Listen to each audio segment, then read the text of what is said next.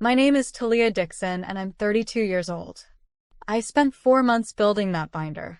Genealogy records pulled from 3 different archives, scanned photographs restored pixel by pixel, a hand-bound leather cover I'd ordered from a print shop in Ohio because I wanted it to look like something that belonged in a museum, not something a daughter threw together on a laptop between shifts.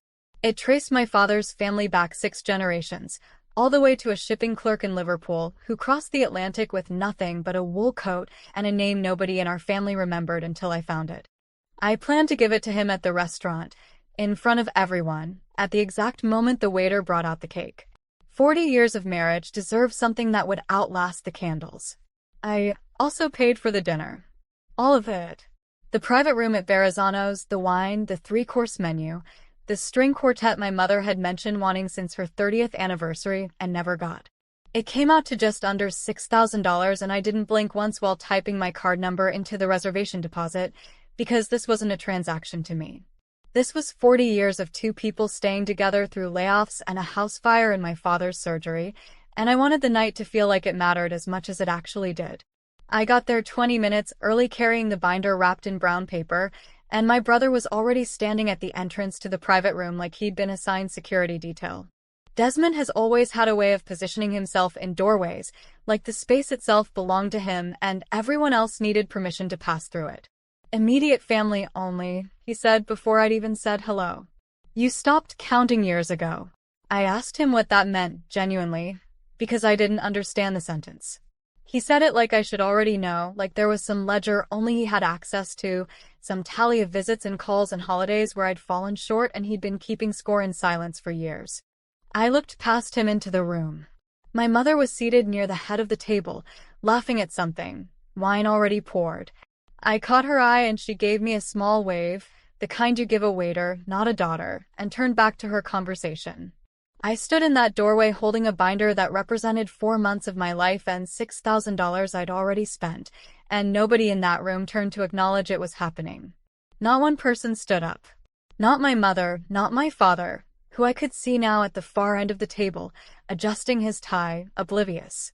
I found the restaurant manager in the hallway outside, a woman in a black blazer with a headset clipped to her ear, and I told her one sentence. I said, "The dinner's paid for, but I won't be attending, and I'd like the deposit transferred back to my card before dessert is served." Then I turned and walked out through the front doors into the parking lot, the binder still wrapped in brown paper under my arm, and I sat in my car for 11 minutes before I could make myself start the engine. I didn't cry. I want to be clear about that, because I expected to and I didn't. What I felt instead was something colder, something that made my hands very steady on the steering wheel. I drove home and I didn't unwrap the binder. I set it on my kitchen counter, and I looked at it for a long time, at the corner of my father's face peeking out from under the brown paper where the wrapping had slipped, a photograph of him at 19 years old, before any of this, before Desmond, before whatever it was that had made my presence in that family feel optional. What I didn't know yet, sitting in that kitchen, was that the manager had done exactly what I asked. She'd pulled the folder with the final bill to process the refund, and instead of quietly returning to the kitchen with it, she'd walked it directly into the private room to confirm the change with whoever was hosting. She set it down in front of my father right as the waiter arrived with the cake, right as the room rose for the toast, right as my mother lifted her glass with that same easy smile she'd given me at the door 20 minutes earlier.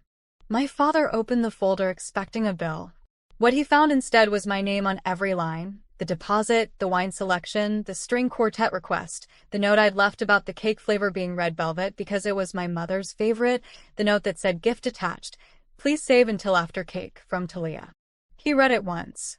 Then he read it again slower, and I've been told since that his hands went still on the paper. He looked up past the waiter, past the quartet still tuning their instruments, and found my mother's face across the table. 40 years, he said. And you let me toast to 40 years without her. The room went quiet the way rooms do right before something breaks. My mother's smile didn't move at first, like her face hadn't caught up to what her ears had just heard. The quartet had stopped tuning. The waiter with the cake stood frozen halfway between the kitchen door and the table, unsure whether to keep walking or retreat. I found out what happened next only because my father called me himself, 40 minutes later, while I was still sitting at my kitchen counter with the binder in front of me, still wrapped, still waiting. He said my mother tried to laugh it off first. She told him it was a misunderstanding, that of course she knew I'd paid, that she'd simply assumed Desmond had told me the room was tight on space and I'd understood and stepped back gracefully. My father asked her, in front of the entire table, why gracefully stepping back looked like her daughter standing at a doorway being turned away like a stranger. She didn't have an answer for that. She had a lot of words, but none of them were an answer. Desmond tried next. He said he'd been protecting the intimacy of the evening, that too many people changed the mood of a milestone dinner, that he didn't think I'd mind since I wasn't really a details person about family stuff anyway. My father asked him what details he meant. Desmond didn't answer that either. My father told me later that watching his son search for words and come up empty was the moment something in him finally clicked into place, something that had been loose for longer than that dinner, maybe for years, and he just hadn't let himself look at it directly until a stranger in a black blazer handed him a folder with my name on every line. He didn't finish the toast. He put his glass down, still full, and he told the table he needed a few minutes. He walked out to the parking lot, sat in his car the same way I imagine I'd sat in mine an hour earlier, and called me before he called anyone else. I read every line, he said. The deposit, the wine, the quartet, the cake flavor. 40 years, and I didn't know your mother's favorite cake was still red velvet until I saw it written in your handwriting on a hotel folder. I told him about the binder then, because it felt like the moment for it, sitting there on my counter still wrapped in brown paper. I told him about the shipping clerk from Liverpool, about the 6 generations, about the 4 months I'd spent finding the parts of his history that even he didn't know. He was quiet for a long time on the phone, and when he spoke again his voice had changed, gone rough in a way I'd only heard once before at his own father's funeral. Bring it tomorrow, he said. Just us. I want to see it properly, not standing in a restaurant with people rushing me through cake. I went the next afternoon. My mother wasn't there. He'd asked her to give us the day, and to my surprise, she had, without argument, which told me more about the state of things than anything spoken aloud could have. I sat with my father at his kitchen table for 3 hours while he went through every page of that binder, tracing the family line back with his finger, stopping at photographs, asking questions about people he'd never known existed. When he got to the shipping clerk's photograph, the one that started it all, he sat with it for a long time without saying anything, and then he said, "He looks like your brother around the eyes." I hadn't noticed that. I do now. He didn't excuse what happened at the restaurant. He didn't pretend it away or smooth it over with the kind of forgiveness that erases the thing it's forgiving.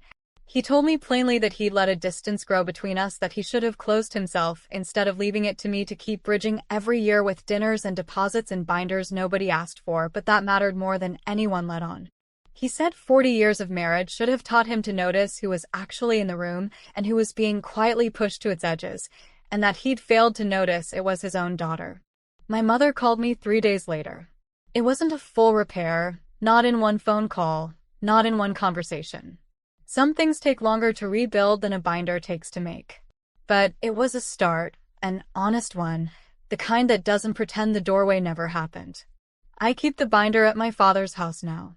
He asked to keep it there, on the shelf in his study where he can pull it down whenever he wants, and he told me that's exactly where a thing like that belongs, somewhere it gets looked at, not somewhere it gets wrapped in paper and forgotten in a car. If this story meant something to you, if you've ever stood in a doorway waiting to be let into your own family, hit subscribe. There are more stories like this one coming, and I'd love for you to be here for them.